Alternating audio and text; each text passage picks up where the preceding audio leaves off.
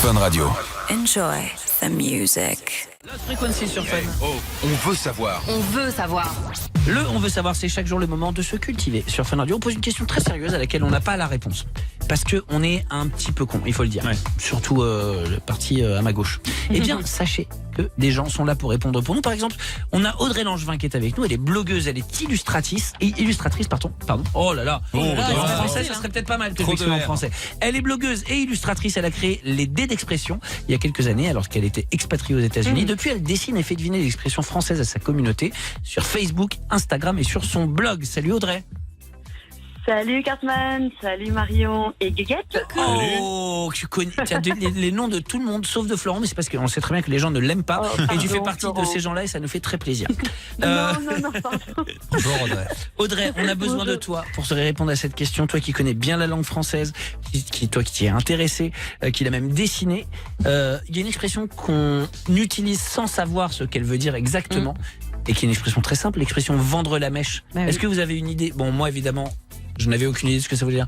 C'est normal, je n'ai pas de cheveux, mais le reste de l'équipe, peut-être que vous avez une idée. Ah, si on est très terre et terre, c'est à l'époque vendre une mèche de cheveux. Ah non, moi c'est pas une mèche pour une bombe ou un. Ah, moi j'ai des cheveux. Ah, moi je pense que c'est pour la bougie, moi. Pour la bougie, pour une bombe, et peut-être Marion une mèche de cheveux, peut-être qui se vendait parce qu'à l'époque, je sais pas ça, ça valait quelque chose. Valait c'est ça de l'or. Audrey, est-ce qu'il y a des gens qui sont dans le bon ou pas du tout? Alors, je vais essayer de répondre au mieux. Je pensais déjà rappeler ce que veut dire vendre la mèche. Ça veut dire révéler un secret. Ouais. Et d'où ça vient? Ça ne vient pas de la mèche de cheveux, comme vous disiez, ou comme on pourrait croire, mais plutôt, en effet, de la mèche du langage militaire, en fait. C'est-à-dire la mèche qu'on utilise pour faire la lumière ou pour, en effet, dans le langage des explosifs, par exemple. D'accord. Donc en fait, à l'époque, les artificiers manipulaient de la poudre et des explosifs. Et donc pour comprendre l'origine de l'expression, il faut remonter au XVIe siècle parce qu'à l'époque, on disait éventer ou découvrir la mèche. Donc ça, c'est l'ancêtre de cette expression, vendre la mèche. Voilà. Et en fait, quand un artificier éventait, il exposait à l'air ou découvrait la mèche d'une mine ou d'un engin explosif ennemi. Ouais, voilà, en fait, c'est du coup, il découvrait cela pour en éviter les dégâts et les conséquences terribles. Ouais, et du coup. Donc à la base, c'est plutôt quelque chose dans le milieu militaire masculin. Enfin voilà, j'ai envie de dire masculin militaire. En tout cas, c'était pas du tout une expression qui était dans le sens commun. Les gens ne l'utilisaient pas tous les jours dans la rue, quoi. C'est ça, donc c'est vraiment en rapport avec les explosifs, la mèche même pour produire de la lumière, parce qu'on parle de la mèche également avec la lampe à huile notamment. Allumer la mèche pour faire exploser des pétards, c'est autre chose. Et donc pourquoi est-ce qu'on dit éventer? En fait, le verbe il a évolué au fur et à mesure du temps. D'abord, il signifiait exposer au vent, à l'air, comme je viens de vous l'expliquer. Ensuite, ébruiter, et ensuite ça voulait dire vraiment trouver, découvrir. Et donc la métaphore éventer la mèche, signifie découvrir les dessous d'un complot par extension. D'accord. Donc c'est vraiment une image. Et le verbe vendre, en fait, il vient se greffer à l'expression beaucoup plus tard, au 19e siècle. Mais il vient d'éventer, en fait. C'est ça. C'est-à-dire c'est une évolution d'éventer, en fait.